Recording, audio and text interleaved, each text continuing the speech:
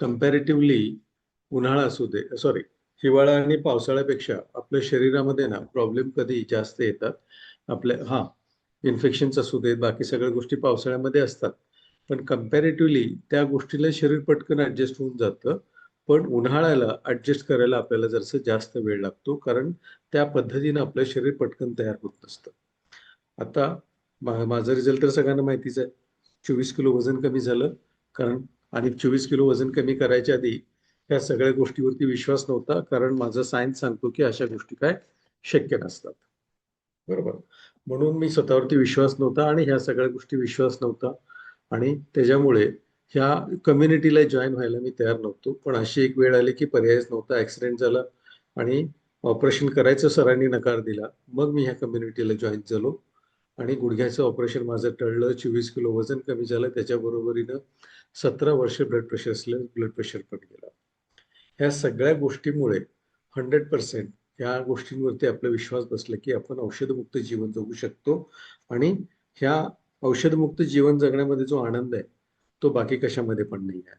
आता ताई म्हटलं अजून माझं हे चालू आहे का? चालू आहे. पण आता त्या औषधं देऊन बरे करण्यापेक्षा परमनंट ह्याच्यातनं कशी लोक बाहेर निघतील अशा पद्धतीने ज्यावेळेला आपल्याला काम करावं लागतं, त्याला जास्त मला आनंद मिळतो. तो थँक्यू शताशी फॅमिली आणि थँक्यू ताई दादा. कारण माझ्या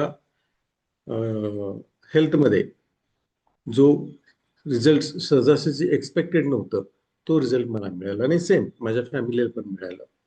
हा. आता बघा, ताईंचं जो आणि दादांचं जो प्लॅनिंग कसं असतं उन्हाळ्यात.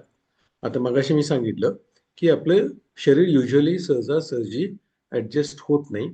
आणि जो बाकी ऋतूंपेक्षा कम्पॅरेटिव्हली उन्हाळ्याचा जो आपल्याला जो त्रास होतो ते सहन होण्यासारखं पण नसतं.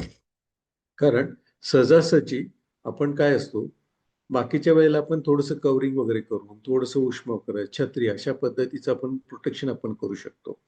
पण उन्हाळ्यामध्ये तसं प्रोटेक्शन करू शकतो, पण तो इझिली तसं शक्य नाही.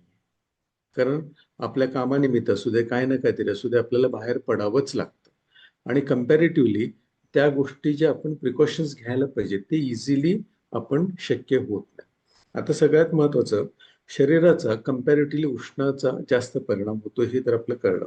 आणि युजली कारण काय काय होतं थोडंसं आपल्याला जर का बघायला म्हटलं तर जवळजवळ आपल्याला 10 गोष्टीमुळे आपलं शरीर मॅक्झिमम आपल्याला त्रास होऊ शकतो. आणि मॅक्झिमम त्रास होण्याचं रिझन म्हणजे आपलं जो स्किन जो ऑर्गन आहे ना, स्किन ऑर्गन आपला सगळ्यात मोठं ऑर्गन आहे शरीरातलं. आणि त्याचं जो प्रोटेक्शन आहे आणि आपल्या शरीराला बाकी सगळ्या गोष्टी एक्सटर्नल गोष्टीपासून प्रोटेक्ट करण्याचं मेन आपलं ऑर्गन आहे तो स्किन. आता उष्ण आणि स्किनचं खूप जवळचं रिलेशन आहे आपल्या सगळ्यांनाच माहिती आहे. आता सगळ्यात महत्वाचं आता काय होतं, डिहायड्रेशन होतं या उन्हामुळे. कारण टेम्परेचर रेग्युलेशन करायचं काम आपल्याला स्किन करत असते.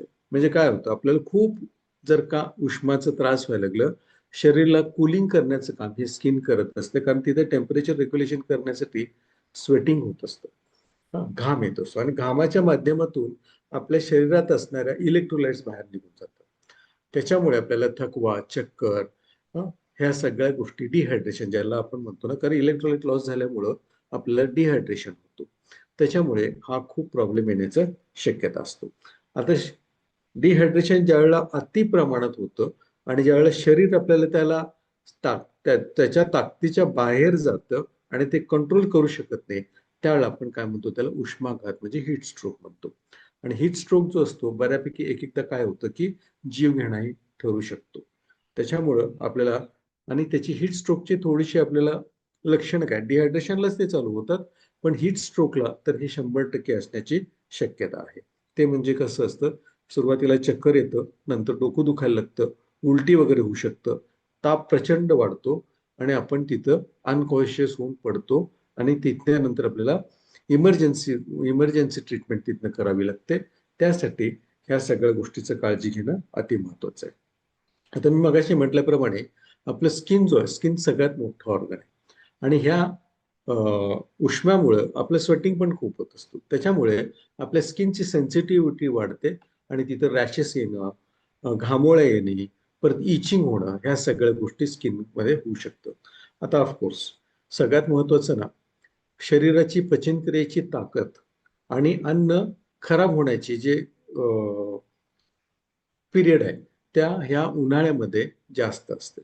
आता हे कशामुळे होतं म्हणजे तर त्याच्यामुळे काय होतं, आपलं पचनक्रियेची ताकद बिघडू शकते आणि आपल्याला पित्त 100% होण्याचं शक्यता आहे. पित्त पण होऊ शकतं आणि दूषित पाणी असू दे, और अदरवाईज डिहायड्रेशनमुळे, और अदरवाईज आपल्या शरीराचं कमकुवतपणामुळे आपल्याला लूज मोशन सुद्धा होऊ शकतात. आणि पित्त कारण पोटातलं जो अन्न नको, कारण बाहेरलं जो अन्न असतो ते लवकर खराब होण्याची शक्यता ह्या सीझन मध्ये असते. आणि तेच जर का आपण आपल्याला कळत न कळत आपल्या पोटात जर अन्न गेलं तर आपण पचनक्रियेची ताकद 100% बिघडू शकते. आता थकवा आणि अशक्तपणा हे येणारच आहे, कारण डिहायड्रेशन होणार आहे, पचनक्रिया होणार नाही आहे आणि त्याच्यामुळे शरीराला पाहिजे त्या गोष्टी मिळणार नाही आहेत. त्याच्यामुळे थकवा, अशक्तपणा हे 100% होणार आहे.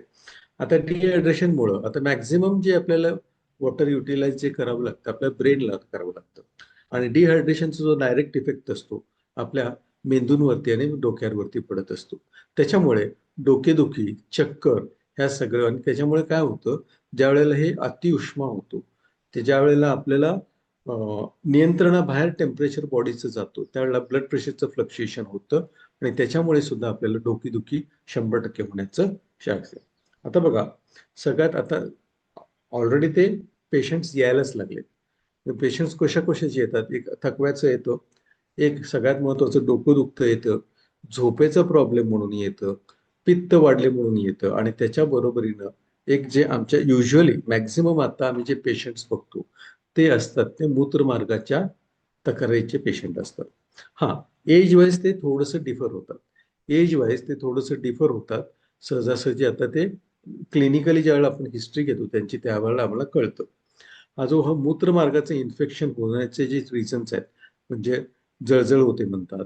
हा, आणि सगळ्यात महत्वाचं पाणी कमी पडलं आपण कशावरनं ओळखतो, की लघवीचा जो रंग आहे तो लघवीच्या रंगाच्या प्रमाणे आपल्या पाणी किती कमी पडलं, काय पडलं याच्याप्रमाणे आपल्याला ओळखलं जातं आणि त्याच्याप्रमाणे पाणी कसं रिप्लेनिश करायचं ह्या सगळ्या गोष्टीवरती आपल्याला ऍडवाइस दिले जातात.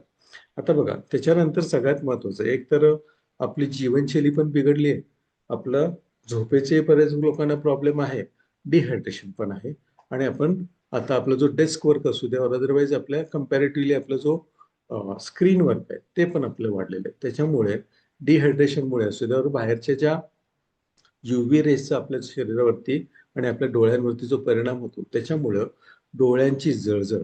बघा, कालचा विषय कसा होता, ऑक्युलर डिफेन्स, आणि त्याच्यामध्ये मेनली जो विषय होता डोळ्यांची होणारं तक्रारी. आणि आजचा पण विषय तशा पद्धतीने आहे की का, की बाबा आपल्या डोळ्याची जळजळ कशामुळे होऊ शकतं, ह्या युव्ही रेजमुळे जे आता कम्पॅरेटिव्हली प्रखरता त्यांची जास्त असते. त्याच्यामुळे डोळ्यांची जळजळ वगैरे होऊन आपल्याला डोळ्यांचं कोरडपणा ह्या सगळ्या गोष्टी आता होऊ शकतात आणि त्याची आपल्याला काळजी घेणं अत्यंत गरजेचं आहे. आता सगळ्यात महत्वाचं म्हणजे काय काय होतं बघा, थोडक्यात आपल्याला डिहायड्रेशन होऊ शकतं आणि त्याच्यामुळे उष्माघात होऊ शकतं. त्वचेचं, कारण त्वचा ही आपल्या सगळ्यात मोठं ऑर्गन आहे शरीरातलं. त्वचा ही सगळ्यात मोठं ऑर्गन आहे शरीरातलं. त्याच्यामुळे मॅक्झिमम जो आपला अटॅक होतो सनराईजचा ते आपल्या त्वचेवरती होऊ शकतं. त्याच्या ऑफकोर्स म्हटल्याप्रमाणे पचनक्रियेची ताकद आता बिघडते, कारण अन्न पण खराब होण्याची जी आता जी क्रिया असते ते जास्त असतं. त्याच्यामुळे हळूहळू आपल्याला पचनक्रियेची ताकद, ऍसिडिटी, लूज मोशन्स ह्या सगळ्या गोष्टी होऊ शकतात. आणि ह्या सगळ्या गोष्टीला ह्या सगळ्या गोष्टी जर का आपण जर का टाळायचं म्हटलं तर शक्य आहे का? हो, 100% शक्य आहे. आता 100% शक्य आहे म्हटलं तर काय करावं लागतं आपल्याला? आता मेनली जो आहे शरीरामध्ये होणारा जो परिणाम असतो तो सगळ्यात महत्वाचा असतो, म्हणजे आपलं डिहायड्रेशननी सुरुवात होत असते. आता डिहायड्रेशनने सुरुवात होतं म्हटले तर युजली आपण म्हणतो बघा, आता आपल्याला सगळ्यांना माहितीच आहे 20 किलोला 1 लिटर देणं गरजेचं आहे, पण युजली आपण जनरली काय म्हणतो, 3 ते 4 लिटर आपल्याला पाणी पिणं आवश्यक आहे. 3 ते 4 लिटर पाणी पिणं आवश्यक आहे. हे कशासाठी महत्वाचं आहे?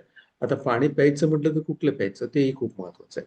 आपण काय करतो युजली, खूप ज्यावेळेला डिहायड्रेट होतो आणि ज्यावेळेला आपलं खूप कोरड पडते त्यावेळेला आपण युजली खूप थंड पाणी फ्रीज मधलं, और अदरवाईज आपण जे मिनरल वॉटर बाहेरून विकत घेतो ना तो चिल्ड घेतो.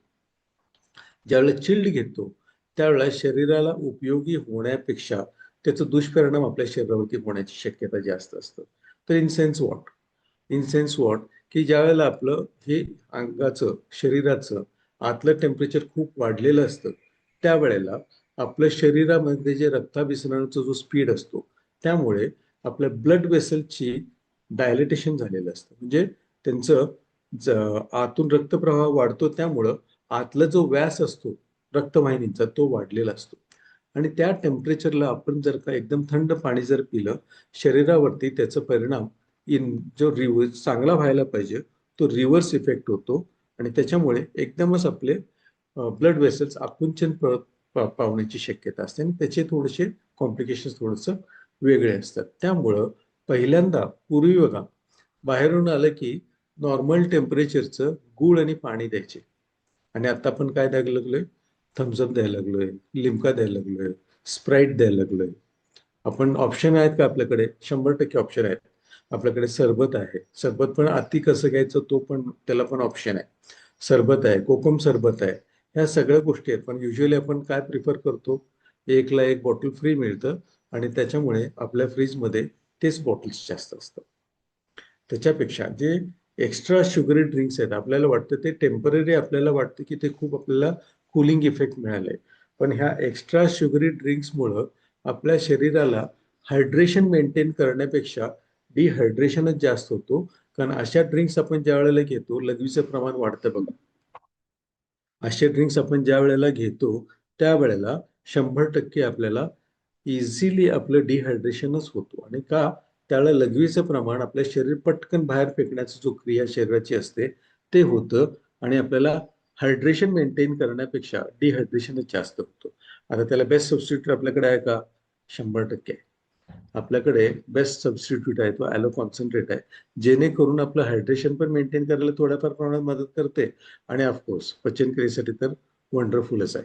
त्याच्यामुळं त्या गोष्टी आपल्याला महत्वाच्या आहेत. आता इकडे आपण म्हणायला लागलो की बाबा थोडंसं आपल्याला हायड्रेशन मेंटेन करण्यासाठी पाण्याचं सेवन कशा पद्धतीने करायला पाहिजे. हा, त्याला सबस्टिट्यूट आपण काय शोधतो? सगळ्यात महत्वाचं म्हणजे पहिल्यांदा चहा आणि कॉफीच असतं ना युजली. हा, तर हे चहा आणि कॉफी घेण्यापेक्षा अति प्रमाणात सेवन करणं टाळणं अति गरजेचं आहे. कारण परत ह्या सगळ्या गोष्टीमुळे आपलं आतलं बॉडी टेम्परेचर आपण ते परत वाढवून घ्यायला लागलोय. त्यामुळे आपणच आपल्या शरीरावरती त्याचं नुकसान करून घ्यायला लागले. आता हे झालं पाण्याचा प्रश्न. त्याच्यानंतर जो आहे आहारामध्ये आपलं थोडंसं जे वॉटरी कंटेंट एक्स्ट्रा असणारे जे आपल्याकडे व्हेजिटेबल्स आहेत, फ्रुट्स आहेत, ते घेणं खूप गरजेचं आहे. आता ते घेणं त्यातलं काय काय येतं? आपण ऑफकोर्स आपल्या सकाळ आपल्या सॅलडमध्ये आपण हे सगळं इन्क्लूड करतोच करतो. पण त्याच्या बरोबरीने थोडंसं आपण काय काय इन्क्लूड करू शकतो म्हटलं तर काकडी तर सर्वांना माहिती आहे. टरबूज बघा, टा- टरबूज आहे आणि आपल्याला काय वॉटरमेलन पण आहे. हे थोडंसं कम्पॅरेटिव्हली थोडंसं नॉन शुगरी असतं. नॉन शुगरी म्हणजे काय? त्यातला जो एक प्रकारचा जो शुगर कंटेंट जो आहे तो कम्पॅरेटिव्हली कमी पण आहे. त्या मानाने त्यातलं जो वॉटर कंटेंट आहे ते खूप हाय आहे. त्याच्यामुळं आपल्या हायड्रेशन मेंटेन करण्यामध्ये त्या दोन्ही फळांचा भरपूर उपयोग होतो. लिंबू सरबत माहिती आहे, पण लिंबू सरबत घेताना त्यातलं आपण शुगरपेक्षा त्याला सबस्टिट्यूट काय घेऊ शकतो ते जास्त महत्वाचं आहे. आता हे झालं आपल्या वॉटरी फ्रुट्स असो, म्हणजे लेमन चालेल, ह्या परत संत्री, मोसंबी, ह्या सगळ्या गोष्टी आल्याच आल्या. पण आता नेमकं आहारामध्ये आपण काय टाळायला पाहिजे? आणि मगासपासून मी ते सांगायला लागलोय.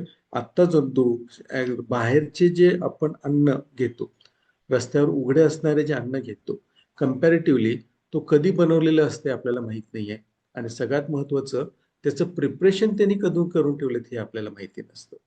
त्याच्यामुळे ते जे अन्न खराब होण्याची जी क्रिया असते बिकॉज ऑफ द टेम्परेचर आणि आतलं अन्न घटक जे असतात हे प्रिपेअर कधी केलं आपल्याला माहिती नसतं. त्याच्यामुळे 100% त्याची जी खराब होण्याची जी क्रिया असते कम्पॅरेटिव्हली ही आत्ता फास्ट होते आणि आपल्याला पोटात गेल्यानंतर ते कळतं की आपण काहीतरी चुकीचं खाल्लंय. त्याच्यापेक्षा ॲज फॉर ॲज पॉसिबल आपल्या गॅरंटेड जिथं आहे अशा पद्धतीनं अनिवार्य असेल तर अशा ठिकाणी आपण खाणं गरजेचं आहे.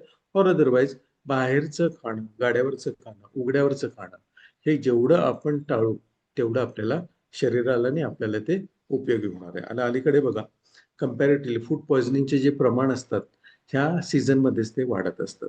हा, बाकीच्या सीझनमध्ये असतात, कुकिंगमुळे काहीतरी इश्यूज होतो, अशा पद्धतीने होतो. पण कम्पॅरेटिव्हली उन्हाळ्यामध्ये ज्या पद्धतीने ते खूप मसालेदार वगैरे वापरलेलं असतं, त्याच्यामुळे हा अन्नाची क्वालिटी डिग्रेड आणि खराब होण्याची क्रिया कम्पॅरेटिव्हली उन्हाळ्यात जास्त होत असतो. त्याच्यामुळे ह्या आणि त्याच्याबरोबर सगळ्यात महत्वाचं काय म्हणजे पाणी. पाणी कम्पॅरेटिव्हली बघा, कुठेही जाता पाण्याची पातळी ही कमी होते.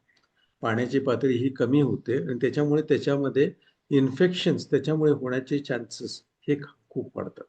हा, आता पण पाण्याच्या बाबतीत आपण सगळेजण जागरूक आहोत, पण कम्पॅरेटिव्हली अनिवार्य होते आणि कधीतरी आपण त्या पाणी पिण्यात आपल्याला 100% त्याचा त्रास होऊ शकतो. कारण वॉटर कंटेंट वॉटर लेवल खाली जातं, वॉटर स्टॅग्नेशन होतं आणि वॉटर स्टॅग्नेशन होण्यामुळे त्यातले जे बॅक्टेरियाचे काउंट असतात ते वाढतं. त्याच्यामुळे आपल्याला पोटाच्या तक्रारी वाढण्याची 100% शक्य आहे. आता सगळ्यात महत्वाचं, आपण काय घरी बसू शकत नाही, कारण आता घरी बसून कुठलेही काम होत नाही. सो आपल्याला बाहेर पडणं तर 100% गरजेचं आहे. पण जो इंटेन्स ऊन आहे, आता कम्पॅरेटिव्हली आताच सकाळ सकाळी एवढ्या लवकर आपल्याला उन्हाचं चटके आपल्याला जाणवायला लागलेत. पण कम्पॅरेटिव्हली जो पीक अवर असतो, कम्पॅरेटिव्हली पीक अवर ऍक्च्युली आता पूर्वी असायचं आपण 12 ते 4 म्हणायचो. 12 ते 4 म्हणायचो, पण तो आता कालावधी साधारणतः 11च्या दरम्यानच आला. इनफॅक्ट 10 वाजताच आपल्याला चटके बसतात, कारण युजली पूर्वीची लोक उन्हात कामं करत होती. आपण त्या गोष्टीला खूप युज टू नाही आहे आता. त्यामुळे आपल्याला 10 वाजताच आपण बाहेर गेलो की आपल्याला चटके बसायला लागतात. त्यामुळं पण कम्पॅरेटिव्हली 11 ते 5 और अदरवाईज 11 ते 4 तरी 11 ते 4 तरी अति गरज असल्याशिवाय शक्यतो उन्हात जाणं टाळणं गरजेचं आहे. आता कम्पॅरेटिव्हली त्यातल्या त्यात कुठला एज ग्रुप ह्याला जास्त हॅम्पर असतो, कुठला एज ग्रुप ह्या उष्मामुळे त्रास होऊ शकतं, तर एक तर लहान मुलं और अदरवाईज वृद्ध. जे अबोव, आता वृद्ध आपण कुठनं म्हणायचं, आपल्यामध्ये सगळे आम्ही कम्पॅरेटिव्हली आपण यंगस्टर्स आहोत. 60 अबोव आपण हे सगळे यंगस्टर्स आहोत. पण इन जनरल तसं बघायला गेलं तर अबोव 55 उष्माघाताचे चान्सेस हळूहळू वाढायला लागतात. त्याच्यामुळं हा जो एज ग्रुप आहे त्यांनी स्वतःला ह्या पद्धतीनं आपल्याला अति गरमीमध्ये अति गरज नसताना जाणं शक्यतो टाळायचं. आता आपलं जो आहे आपण मेनली आपण फिटनेसवरती आपण काम करतो. त्यातल्या तर आपला जो वर्कआउट बॅच आहे ना, तो जबरदस्तच आहे. आपला जो वर्कआउट बॅच आहे तो कम्पॅरेटिव्हली खूप जबरदस्तच आहे. आणि सकाळचा आपला डायबिटीज रिव्हर्सलचा जो परमनंट रिव्हर्सलचा जो वर्क आहे तो पण जबरदस्त आहे. लकीली तो संध्याकाळचा नाही आहे. लकीली तो संध्याकाळचा नाही आहे. ह्या सगळ्या गोष्टी विचार करूनच तो सुरुवातीपासून तसं बसवलेलं आहे. आता ह्या उष्म्यामुळं आपलं डिहायड्रेशन 100% होणार ना. हे उष्म्यामुळं आपल्याला डिहायड्रेशन हे 100% होणार आहे. त्याच्यामुळं जो हेवी एक्सरसाइज आहे, वर्कआउट आहे, युजली सकाळच्या जो गारवा असतो बाहेरचा त्याच्यामध्ये करणं अत्यंत गरजेचं आहे. ऑर अदरवाईज लेट इव्हनिंग्स आपलं करणं गरजेचं आहे. कारण बाहेरच्या उष्म्यामुळं ऑलरेडी आपलं बॉडी डिहायड्रेशन मोडमध्ये जाण्याची ऑलरेडी बॉडी प्रोन असतं. आणि जर का आपण एक्स्ट्रा एक्सरसाइज करू, जर का त्या डिहायड्रेशनला आपण स्वेटिंगच्या माध्यमातून वाढवलं, तर 100% आपल्याला काही ना काहीतरी त्रास होण्याची शक्यता ही असतेच असते. ऑफकोर्स आपल्याकडे सगळ्यात ब्रह्मास्त्र आहे सगळ्यांच्याकडे आपल्या, तो म्हणजे आपला हायड्रेट. तो म्हणजे आपलं हायड्रेट आहे.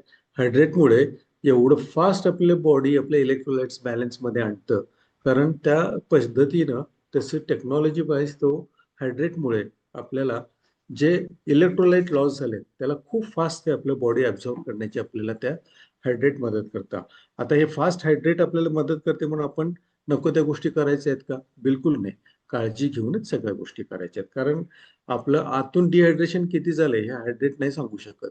आपणच तो जजमेंट करायला पाहिजे आणि आपणच आपली काळजी घ्यायला पाहिजे. त्यामुळे if at all aloe concentrate बरोबर आपण जर का हायड्रेट आपल्या रोजच्या ह्याच्यामध्ये जर आपण घ्यायला लागलो ना, जो आपलं बॉडी डिहायड्रेशन आणि डिहायड्रेशन आणि रिहायड्रेशन करण्यामध्ये ना आपल्याला बॉडी खूप मदत करतं. कारण हायड्रेट, कारण त्याचा एक्सपिरियन्स मी जबरदस्त घेतलाय. आणि वुड बी द म्हणजे माझा जो पार्टनर होता, डबल्सच पार्टनर होता तो, पण तो सिंगल्समध्ये कोच घेऊन खेळत होता आणि आय वॉज विदाउट कोच. पण त्याला मी हायड्रेट देऊन माझ्या पायावरती मी दगड मारून घेतला असं वाटलं, कारण हायड्रेटमुळे तो सहजासहजी मी ऐकला नाही तुम्हाला. कारण माझ्या निम्म्या वयाने मी 57 आणि ही वॉज 37. हा, तरी पण मी शेवटपर्यंत त्याला झुंज दिलं होतं, कारण जर का मी त्याला हायड्रेट दिलं नसतं नाही, पण माझा आतला जो स्पोर्ट्समन होता तो मग ऐकत नव्हता, त्यामुळे त्या हायड्रेट दिलं होतं. आणि तो माझ्या तेवढ्याच ताकदीने आम्ही दोघं खेळलो, कारण सगळ्यात शेवटी आमच्या दोघांचे डबल्स मॅच होतं. त्यामुळे हायड्रेट जो इफेक्ट आपल्या शरीरावरती करताना जबरदस्त करते. आता आपण कपडे काय वापरायला पाहिजे हे सगळं सगळं 100% सगळ्यात माहितीच आहे. सुती कपडे असावेत, शक्यतो लाईट कलर्ड असावेत, कारण जर का डार्क कलर जर का कपडे असले ते परत सनरेज आपल्याला अट्रॅक्ट करतात आणि ते कूलिंग व्हायला आपल्याला बॉडीला जास्त वेळ लागतं. त्याच्यामुळे मॅक्झिमम लाईट कलरचे सुती कपडे सैलसर आपले असावेत. आणि बाहेर जाताना तर कॅप, परत छत्री, ह्या सगळ्या गोष्टी आपल्याला वापरणं गरजेचं आहे. आता अति साखरयुक्त तर आपल्याला टाळायचीच आहेत. त्याच्यामुळं आपले जे रेग्युलर वॉटर, त्यातल्या त्यात आपण सगळेजण हायड्रेट या सगळ्या गोष्टी आपण इझिली कॅरी करू शकतो, कारण एवढंच तर सॅचेट आहे. आपल्याला खूप जर त्रास व्हायला लागला तर एक सॅचेट आपण हायड्रेट घेतलं की तिथल्या तिथं, मालतीतही घ्यायला लागली बघा, मालतीतही आता घ्यायला लागलेत, हायड्रेटच घ्यायला लागलेत. त्याच्यामुळे एवढं खूप सोपं आहे ते घ्यायला आपल्याला. त्याच्यामुळे आपल्या कुठे इव्हन पुरुषांनी आपल्या पॉकेटमध्ये आणि महिलांनी आपल्या पर्समध्ये इझिली आपण ते कॅरी करू शकतो. त्यामुळे ह्या सगळ्या गोष्टी आपल्याला खूप सोप्या पद्धतीने शेताशी आपल्याला स्वतःला कसं प्रोटेक्ट करायचं, पहिल्यांदा आपल्या चॅलेंजेस मधनं बाहेर कसं यायचं हे पण शिकवतं. आणि आपल्या बाहेर आल्यानंतर आपल्याला स्वतःला प्रोटेक्ट कसं करायचं आणि आपण इंटॅक्ट आपल्याला स्वतः कसं राहू शकतो हे सुद्धा आपल्या शेताशी फॅमिली शिकवतं. आता सगळ्यात महत्वाचं म्हणजे त्वचा मेन ऑर्गन असल्यामुळं आपलं त्वचा ते फुल कपडे फुल कपडे आता बरेच महिला सनकोट्स वापरतात. त्याच्या का ते पूर्ण होतं आणि ज्यांना ज्यांना खूप त्रास आहे सनस्क्रीन लोशन्स वापरू शकतो आपण. ह्या सगळ्या गोष्टीमुळे मॉइश्चरायझर वापरणं, या सगळ्या गोष्टीमुळे आपल्या शरीराला वापरा. तर त्यातल्या त्याचे सोप्स असतात बघा, बऱ्यापैकी सोप्स असतात. आपण म्हणतो हिवाळ्यातच ते मॉइश्चरायझिंग सोप्स वापरणं गरजेचं आहे. ज्यांची त्वचा कोरडं हवं, म्हणजे जे युजली त्यांचं कॉन्स्टिट्यूशनच असतं स्किनचं की ते ड्राय राहतं, त्या लोकांनी आजच्या वेळेला मॉइश्चरायझिंग एजंट्स वापरणं अति अति गरजेचं असतं. कारण स्किनमधनं बऱ्यापैकी आपल्याला पेनिट्रेशन होऊन इन्फेक्शन त्या स्किनमधनं पण आपल्याला येऊ शकतात. अशा पद्धतीचं आपण जर का स्वतःला जर का इंटॅक्ट ठेवलं, स्वतःच जर का आपण काळजी घेतलं, ह्या उन्हामुळे होणारे त्रास आपल्याला इझिली आपल्याला कमी करू शकतो. त्यामुळे ऊन आणि आपण काय ज्या गोष्टी टाळू शकत नाही ते टाळायचेच नाहीये, पण इझिली आपल्याला जर का एवढे टिप्स आपल्याला जर मिळाले तर आपण त्या पद्धतीने आपल्या स्वतःला प्रोटेक्ट केलं. आणि या सगळ्यात महत्वाचं आणखीन एक म्हणजे काय, आपली गाडी आणि आपण युजली आता मॅक्झिमम गाड्या आहेत, इव्हन आपण जर का बाहेर जरी ट्रॅव्हल करायचं म्हटलो, मॅक्झिमम ना आपण एसी आपण वापरतोय. एसी वापरणं चुकीचं आहे का? बिलकुल नाही. पण आपण काय करतो, गाडी स्टार्ट केल्या केल्या आल्या आल्या पहिल्यांदा आपण एसी चालू करतो.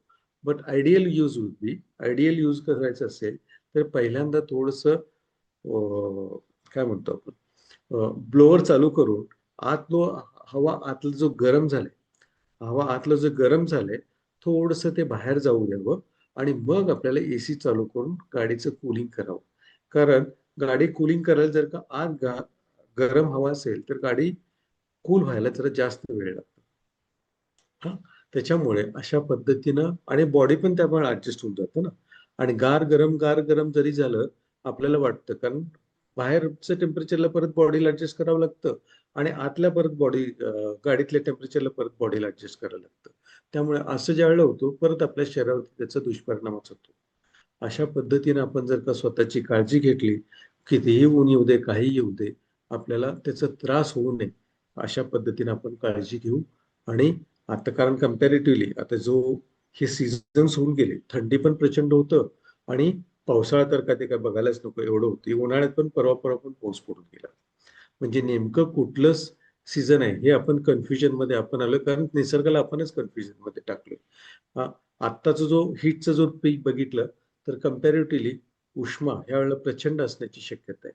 त्यामुळे ह्या थोड्या ज्या लहान लहान टिप्सवरती आपण जर का स्वतः काम केलो तर आपण स्वतःला प्रोटेक्ट करू शकतो. त्यामुळे सगळ्यात महत्वाचं हायड्रेट, ॲलो कॉन्सन्ट्रेट, ह्या सगळ्या गोष्टी आपण जवळ ठेवून बाकी सगळ्या गोष्टी, टेम्परेचर रेग्युलेशन कसं करायचं, बॉडीला टेम्परेचर मेंटेन करण्यासाठी युजली कुठले कुठले आपण ड्रिंक्स वापरायचे, हे सगळं झालं.